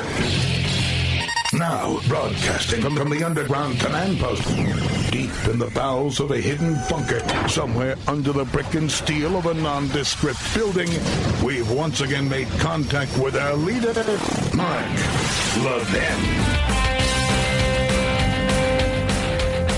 It is the Mark Levin Show. The great one is off tonight. It's me, Rich Zeoli, in with you from Mark's hometown of Philadelphia on Talk Radio 1210 WPHT.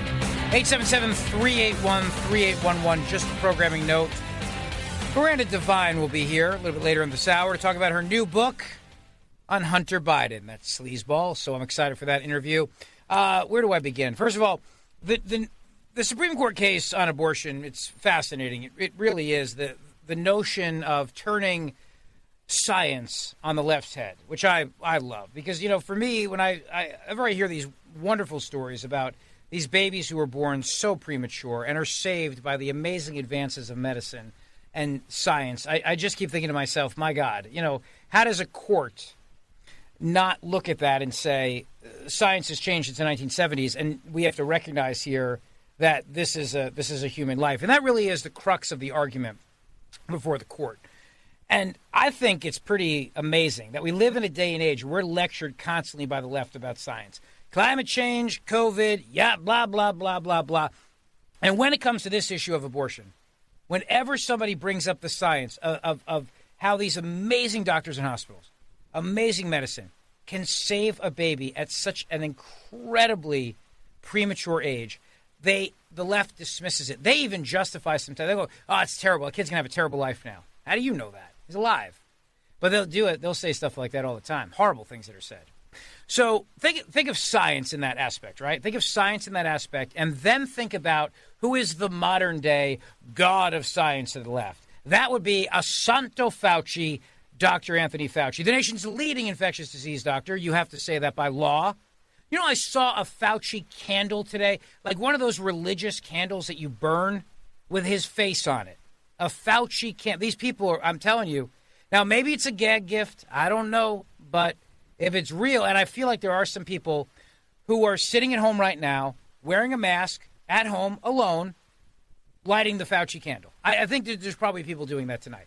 Again, wearing a mask at home, alone in their house. Or, driving in their car with the mask on, with the Fauci candle next to them on a seat. Not lit, of course, because they're driving, but you know what I mean. I would imagine that's happening right now in America. But here's Fauci on why he is the science. I want to go through this with you. It's very important to what we're talking about. Kind of encompasses everything, right? Media bias, what is science, and what is the role of the executive branch of government versus the legislative branch of government. So, Mr. Producer, if you'd be so kind. The audio clip. Why do you feel so strongly about that, about staying on the job when you become, you were personally, not just rhetorically, threatened? Your security, your safety, your family. Yeah. How did you deal with that? I dealt with it by focusing on what my job is. From the time that I went into medicine to the right now where I am at my age, my job has been totally focused on doing what I can with the talents and the influence I have to make scientific advances to protect the health of the American public. So anybody who spends lies and threatens and all that theater that goes on with some of the investigations and the congressional committees and the Rand Pauls and all that other nonsense, that's noise, Margaret. That's noise. I know what my job is. Senator Cruz told the Attorney General you should be prosecuted. Yeah. I'd have to laugh at that. I should be prosecuted. What happened on January 6th, Senator? Do you think that let's stop it right there for a second. Thank you, Rich. First of all, let's break that down. His creepy laugh, like a Batman villain, aside. First of all, what the question, of course, is here you have a United States senator who is bringing up the fact that Anthony Fauci, a member of the executive branch, might have lied before Congress, might have perjured himself before Congress, might have, in fact, told the American people a lie. So here's the legislative branch doing its constitutional job of being a check on the executive branch of government. And instead of her following up and go, well, Senator, that's, we're not talking about January 6th here. We're talking about you and possibly now the accusation is that you lied to Congress about gain-of-function research. You lied about the lab leak. You lied about these things. That's what they're arguing. How do you want to respond to that? Now, don't give me a giggle. Don't give me a giggle like you've just tied up Robin and you're waiting for Batman to rescue him. Like answer the question. This is their job. Their job is to check the executive branch of government. So what do you have to say to that, Senator, Dr. Fauci? But again, Margaret Brennan's on his side. He's the victim here, right? He's the victim. And even though it's very, very likely that Fauci did lie to Congress on multiple occasions about gain-of-function research, which led to the virus in China being in that lab, and maybe we could have very early on intervened in this whole thing, she's willing to let that go because Fauci's a hero of the left, and she is CBS. So obviously you got to give the guy a pass on it. But now listen to what a megalomaniac this guy is and how he defines science. You ready? Here's how Dr. Fauci defines science. It's him. Go ahead. About making you a scapegoat to deflect from President Trump. Of course. You have to be asleep not to figure that one out. Well, there are a lot of Republican senators taking aim at this. That's okay. I'm just going to do my job. And I'm going to be saving lives, and they're going to be lying. It seems another layer of danger to play politics around matters of life and death. Right, exactly. And to me, that's unbelievably bad. Because all I want to do is save people's lives. Anybody who's looking at this carefully realizes that there's a distinct anti-science flavor to this. So if they get up and criticize science, nobody's going to know what they're talking about. But if they get up and really aim their bullets at Tony Fauci, well, people could recognize there's a person there, so it's easy to criticize. But they're really criticizing science because I represent science. That's dangerous. To me, that's more dangerous than the slings and the arrows that get thrown at me. And if you damage science, you are doing something very detrimental to society long after I leave. So here's a bureaucrat, a member of the executive branch of government, who says now if you come after me, you're actually coming after science. I am science. I'm science.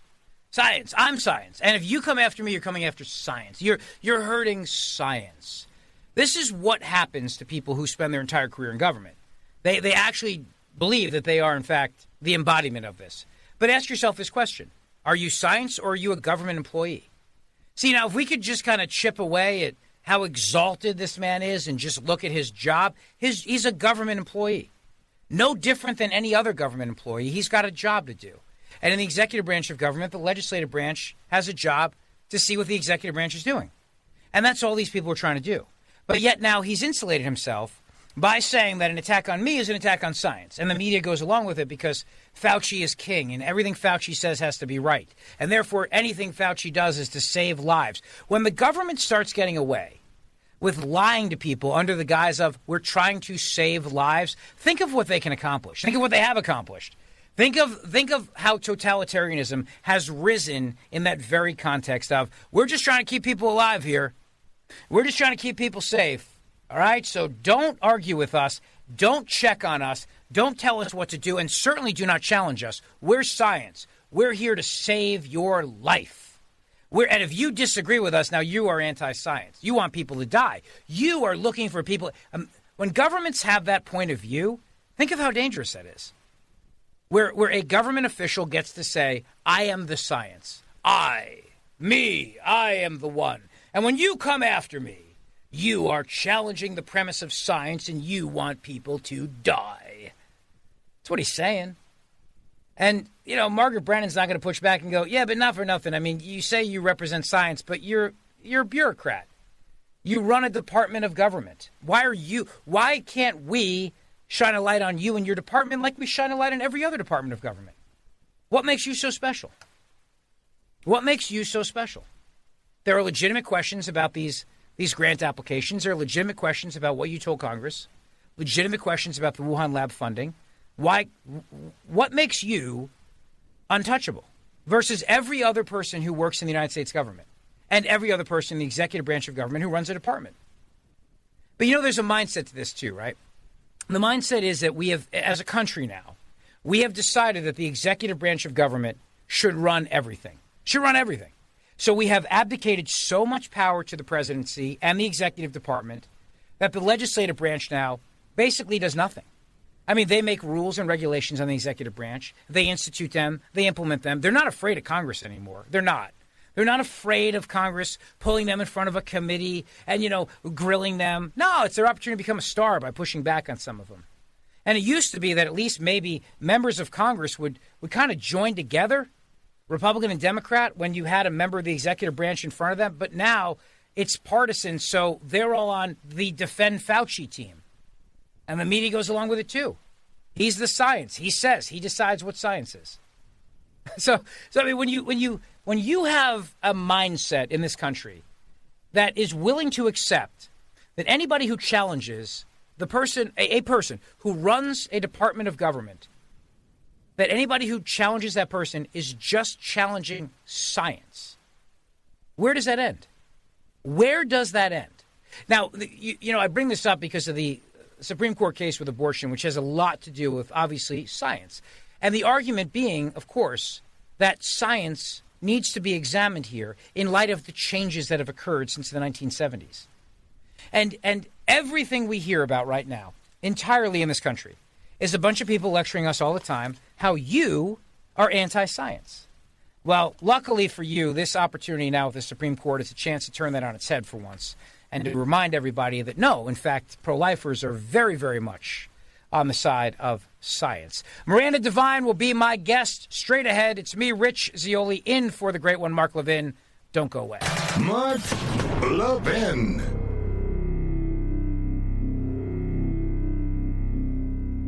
AMAC, the Association of Mature American Citizens, is one of the fastest growing organizations in America. Now over 2 million conservative members strong, and I'm one of them. AMAC believes in and stands up for the values that we constitutional conservatives care about. More than talk, AMAC fights. A full-time presence in Washington, AMAC pushes back against reckless spending, disasters like Medicare for All, and the expanding reach of the federal government. And beyond advocacy, joining AMAC gives you access to a wealth of benefits and discounts, including special member-only rates on car insurance, travel discounts, cell phone plans, and a hell of a lot more. And if that's not enough, you'll get AMAC's bi-monthly magazine, full of insightful articles on issues that matter to most of us, we conservatives. As I said, I'm an AMAC member, and you should be too. Join today at amac.us. That's AMAC.us.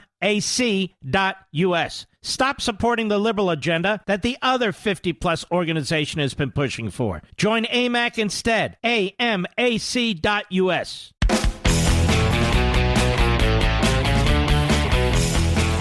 Well, we love great books here on the Mark Levin Show, even when Mark is off. It's me, Rich Zioli from WPHT, Talk Radio 1210 in Philadelphia, Mark's hometown. Very happy to welcome to the show Miranda Devine, her new book, Laptop from Hell, Hunter Biden, Big Tech, and the Dirty Secrets the President Tried to Hide. Miranda, welcome to the Mark Levin Show. Thanks so much, Rich. Great to be with you. Great to be with you as well. So tell me, why is Hunter Biden such an absolute sleazeball? Well, look, I feel a little sorry for Hunter Biden, having spent so long delving into his life over 9 years on that laptop. I don't think he really ever had a chance. So, I'll just leave you with one thought, which is that if your son has a drug addiction problem, what kind of father puts him in front of torrents of unaccountable cash? And that's what Joe Biden did to Hunter Biden. I mean, Hunter Biden's an adult, but his father, knowing that he has had a problem with drugs and alcohol since he was a teenager, made him the bag man for the family. And I don't think that shows a great deal of love or concern for your own child. Well, no. I mean, I completely agree with you. You should be concerned with your child and their mental health and their recovery and everything like this, and putting them in those very stressful situations can't be good. And also, too, I would add, some of these situations, which with Hunter Biden, I mean, literally involving some pretty sleazy people who I would imagine would put him into some very uncomfortable situations, right? Well, basically, thanks to Joe Biden, Hunter Biden was introduced to the inner sanctum of both President Xi of China and Vladimir Putin in Russia. He was mixing with the oligarchs who were at the very top of both of those power structures, both in Moscow and in Beijing and in Shanghai. His father introduced him to those people. In fact, in 2013, when Joe Biden was vice president, he flew Hunter on Air Force Two with him to Beijing for a series of meetings with President Xi and the bigwigs there in China. And he also was introduced at that time to one of Hunter Biden's new business partners because, a few days after they left Beijing, Hunter, of course, the deal was signed and delivered on basically a fund, an investment fund that would grow to, by 2019, have $2.5 billion worth of managed funds invested in it. And Hunter Biden still owns 10% of that business. It's called BHR. And, that means that the president's son was in business with the Chinese Communist Party. Well, let's think about that, Miranda Devine, because all of this was supposed to come out before the election on the laptop from hell, which came out in this Delaware repair shop not too far from where I'm broadcasting tonight. And immediately everybody said, come on, it's a bunch of BS. It's Russian misinformation, right? They try to pretend like this was entirely just made up. And yet now we know it wasn't. I mean, were there more than one laptop involved here? Was there more than one? Well, we only have one. We have the laptop that Hunter Biden left at the Delaware Mac repair shop with John Paul Mac Isaac, and then never came to recover and never paid his bill, and therefore it was legally abandoned and it became the property of John Paul MacIsaac. We have that laptop or that hard drive, the copy of the laptop. But there were 2 other laptops that I know of that Hunter Biden lost. And look, that is not a surprise. If you know what his life was like, I mean, he's written about it in his own memoir that he was a crackhead. For, months on end, he'd be on these benders spending, gazillions of dollars on drugs and, hookers and in these lavish hotel rooms. And he just wasn't in control of his property. He would lose he'd lose iPhones, he would lose MacBooks, anyway, there were 2 other MacBooks that we know of. One he left at the home of his sometime psychiatrist in Newburyport, in Massachusetts, and that was kept. That was Keith Ablow, and Keith Ablow put it into his safe and asked Hunter Biden to come pick it up. But just as with the other laptop, he didn't bother. And then there's a 3rd laptop that Hunter himself talks about in a video that's on the laptop that we have, because he used to just film himself all the time, having sex, in the nude. He loved his body. He loved filming himself having sex and uploading it onto Pornhub and various places.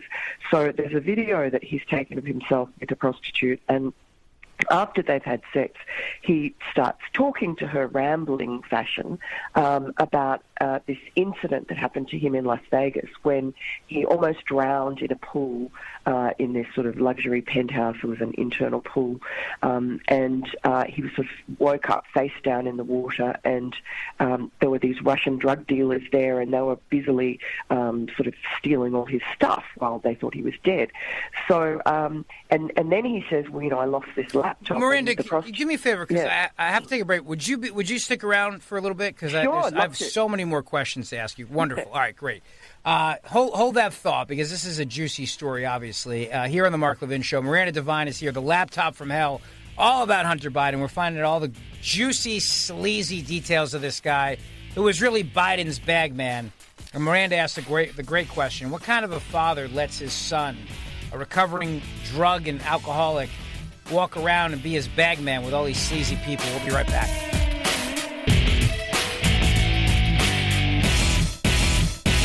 AMAC, the Association of Mature American Citizens, is one of the fastest-growing organizations in America, now over 2 million conservative members strong, and I'm one of them. AMAC believes in and stands up for the values that we constitutional conservatives care about. More than talk, AMAC fights. A full-time presence in Washington, AMAC pushes back against reckless spending, disasters like Medicare for All, and the expanding reach of the federal government. And beyond advocacy, joining AMAC gives you access to a wealth of benefits and discounts, including special member-only rates on car insurance, travel discounts, cell phone plans, and a hell of a lot more. And if that's not enough, you'll get AMAC's bi-monthly magazine, full of insightful articles on issues that matter to most of us, we conservatives. As I said, I'm an AMAC member, and you should be too. Join today at amac.us. That's AMAC.us.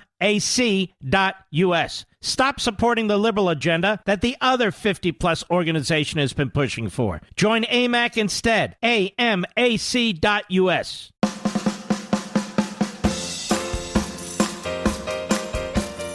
Some people talk about the Tea Party. We are the Tea Party. Call in now, 877-381-3811. Welcome back to the Mark Levin Show. It's me, Rich Zioli, in for the great one. I am very happy to be talking to Miranda Devine tonight. Her new book, Laptop from Hell, Hunter Biden, Big Tech, and the Dirty Secrets the President Tried to Hide. So, Miranda, you were telling us a story, and we had to take a break, but I was really riveted here by the story. So back up a little bit for us, if you would, and kind of keep going, if you could. Well, we're talking about Hunter Biden losing all his property, and he lost, as far as we know, 3 laptops. The one we have that he dropped off at the Mac repair shop and never picked up. There was another one he left behind at his psychiatrist's home, and that was kept in a safe. And this third one that he talked about in a video that he made with a prostitute that he was engaged with at that point. And he was just discussing how he'd been on this bender in Vegas. He'd woken up in this penthouse apartment or penthouse hotel room that had this gorgeous swimming pool that was sort of out over the balcony, and he woke up face down, drowning basically. And he came to and saw all these Russian drug dealers that he'd invited into the room were basically stealing all his stuff, and they stole his laptop. He's telling the prostitute about this sometime later, and she's like, oh, well, if they were going to do anything with it. But he goes, no, you don't understand. My father is running for president, and this could be a problem for me. I could get blackmailed, and I've got gazillions of dollars. So he was aware at that point how his, losing all these laptops actually was significant in terms of his father's career, but he didn't really seem to care. And the point I always think of about when he dropped off that lapbook in Delaware and he ended up going to California. He went back to Chateau Marmont, where he used to have all these benders, and he met the woman who's now his wife, and he really never came back to live on the East Coast. But he dropped that laptop off just a couple of weeks before his father, this was April 2019, before his father announced that he was going to be president, or going to run for president, sorry. And Hunter knew that because, Joe had been consulting with his family for months. So it almost looks like a Freudian sort of sabotage act. Hunter Biden really worshipped his father, or worships, I guess, still his father, but he is quite ambivalent about him as well, and I think with good reason. Joe really used Hunter Biden, as I said, as the bagman. Hunter wanted to be an artist or a writer, but he was expected to work in these grace and favor jobs that Joe organised with his donors, making huge amounts of money, way over the salary that he should have got. And from that salary, he was expected to pay the family's bills. And this kind of grift went on with all sorts of deals that he got tipped into by his father and with his Uncle Jim. And then, of course, when Joe became vice president, that grift, that family influence peddling scheme went international, and suddenly we're talking about tens of millions of dollars involved. Now, Cafe Milano sounds like a delicious cookie. Well, Cafe Milano is this very swanky Italian restaurant in Georgetown that's frequented by a lot of politicians, and it has a private room called the Garden Room.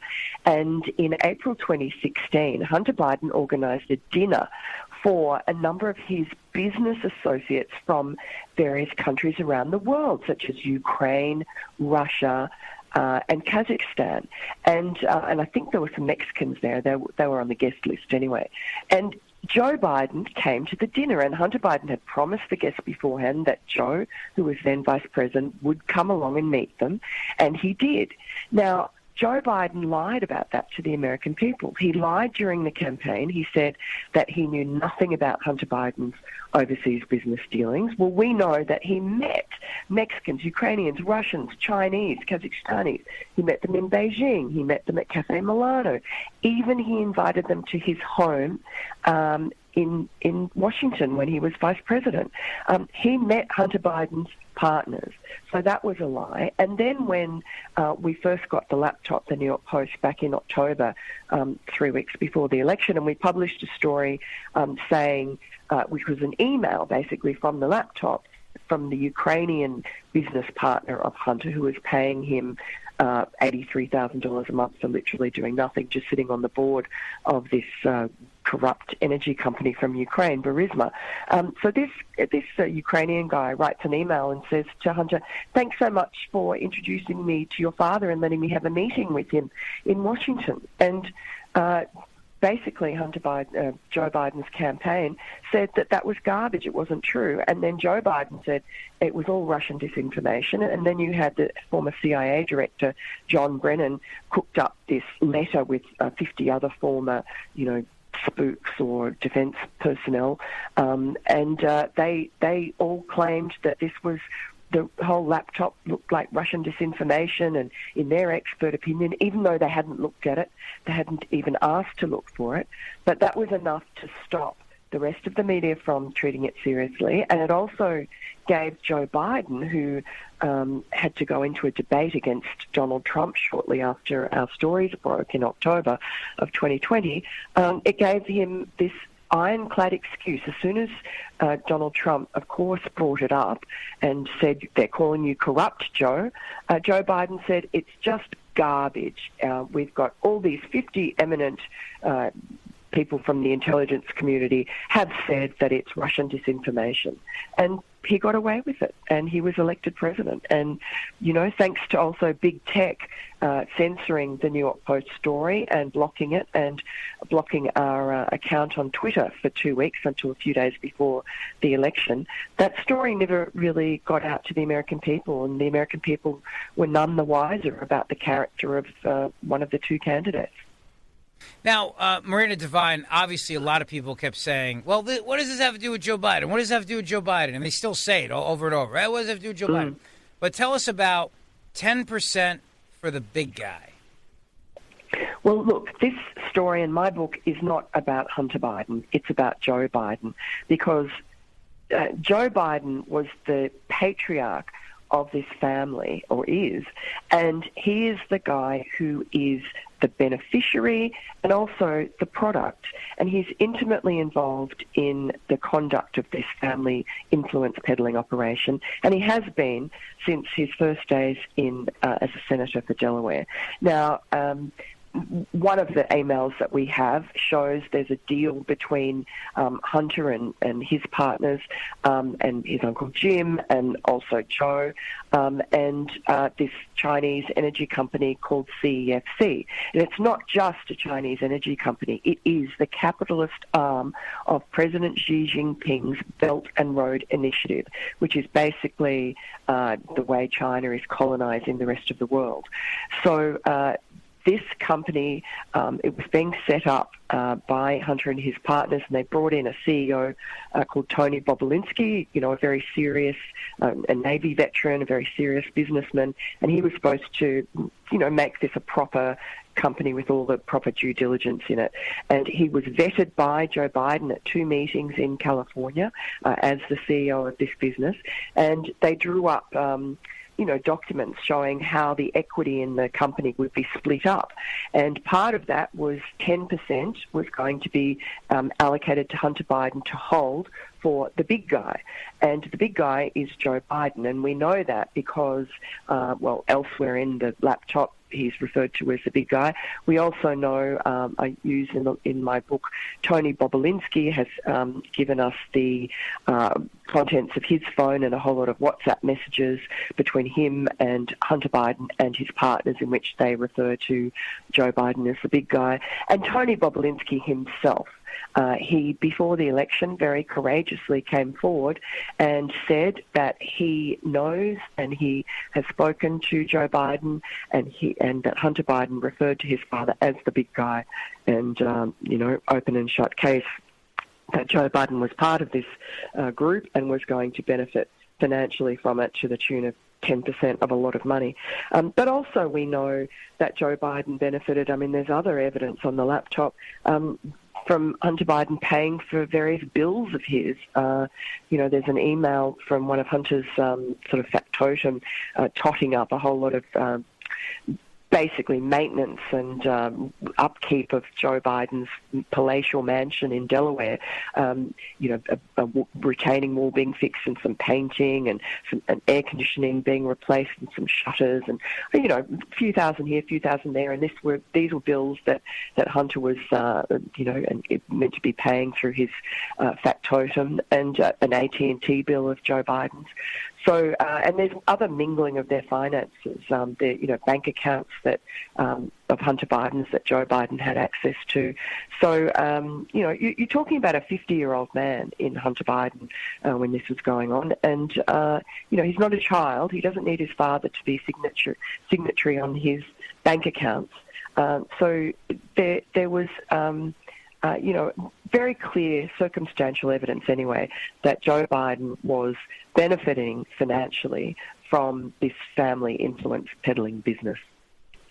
Well, Miranda Devine, there's a lot here, obviously, to break down with Hunter Biden and the laptop. And the last thing I want to ask you before I let you go here on the Mark Levin Show, is it really true that Hunter Biden talked about running for public office himself? I mean, is that really a thing, or is that just, come on? Come on. No, it is. It is. I mean, it sounds like your worst nightmare, but no, he really does have political ambitions. And we know that he told his ex-wife at the funeral of his brother Beau, at which he made a very beautiful and heartfelt eulogy. And he said to his wife afterwards on the way home in the car, "Oh, everybody was coming up to me and congratulating me and telling me what a great job I did, and I should go into public office. I should maybe run for politics." And she laughed at him, laughed in his face basically, and said, "Are you kidding? You've just been thrown out of the Navy for cocaine use." And Hunter really held that against her. He was very upset that she would have such little faith in him. And then another friend of his who I've spoken to basically anonymously said that Hunter Biden is a very smart guy, that he always gets what he wants. And I sort of laughed at that. He said, no, think about it. He wanted to be an author. He wrote a book. He wanted to be an artist. Well, he's selling paintings now for $500,000. Whether they're good or not, they're selling. And he also is now sitting at the right hand of his father in the White House as his most trusted advisor.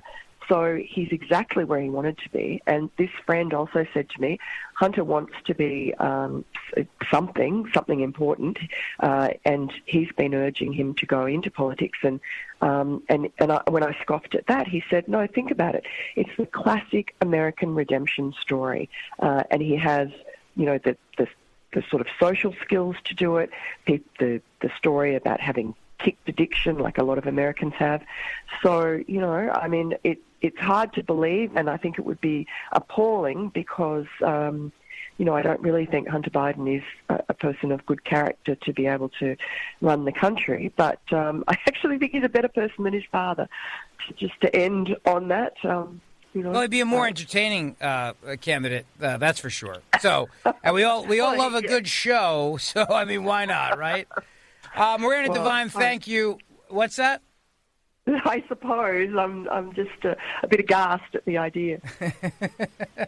Well, listen, the laptop from hell, it's available everywhere. I appreciate you coming on the Mark Levin Show tonight and talking about it. There's a lot here, obviously. Great job digging into it, Miranda Devine, and getting to the bottom of. We certainly appreciate your hard work. Thanks so much, Rich. Really nice to talk to you. Very nice to talk to you. Laptop from hell, Hunter Biden, big tech, and the dirty secrets the president tried to hide. We'll be right back. Mark Levin.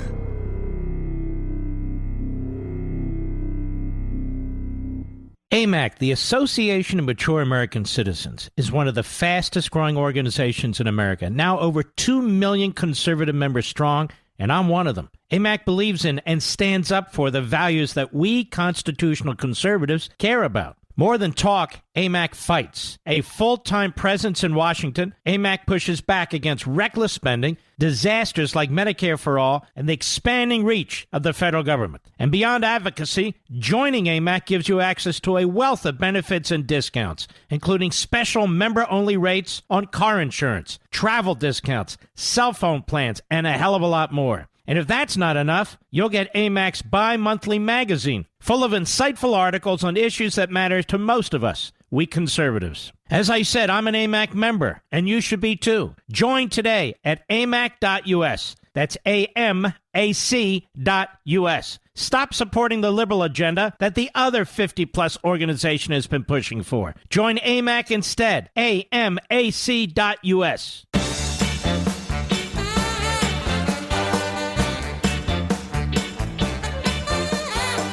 The Mark Levin Show, the great one, is off tonight. Thanks for hanging out with me tonight. Rich Zioli from Mark's hometown of Philadelphia. Let me just say, too, with everything with the laptop story, and I'm glad Miranda Devine could come on tonight because I think that I've got a tweet that a little while ago I tweeted out. When the Hunter Biden laptop story came out. Jen Psaki, the White House press secretary, tweeted out something about how 50 different intelligence people all said that this was Russian misinformation. And she tweeted that out, and that tweet is still out there, by the way, about the laptop. All these different hacks wrote a letter saying, this smells to us like Russian misinformation. And so I tweeted that out, and I said, this is a great example of somebody using disinformation to try to argue that something is misinformation. Because what Jen Psaki did in that tweet, and what all these various intelligence people did was they put together a letter using literally disinformation to try to say that this is not real. Disinformation is even as if, or maybe even more dangerous than misinformation is. And the government uses disinformation all the time, where they purposely put out information that they know is wrong to try to change the narrative on something. And they did that with the Hunter Biden laptop story. 50 different intelligence people all coming together to say, this smells like Russian misinformation. And that was classic disinformation by the very, very people in government that should have known better. But they had an agenda. That agenda was stopping Donald Trump. And Jen Psaki tweets that out, and it's still there on Twitter today. She doesn't have to take it down. And all these different media outlets, and nobody had to apologize either. Now we know that everything about that is real and dangerous and really something that the media should be looking into because of the fact that the president of the United States could be vulnerable here. And when we're dealing with China every single day, we got China now with these hypersonic nuclear missiles. We got China now in space. We got to get to the bottom of all of this. Hey, thank you so much for hanging out with me tonight on the Mark Levin Show. Always an honor to fill in for the great one and hang out with my fellow Levinites. It's me, Rich Zioli, signing off for the Mark Levin Show. Thanks to Rich and Rich, Mr. Producer, Mr. Call Screener, my buddies. Don't forget to get the This Is America podcast with Rich Valdez. See you soon.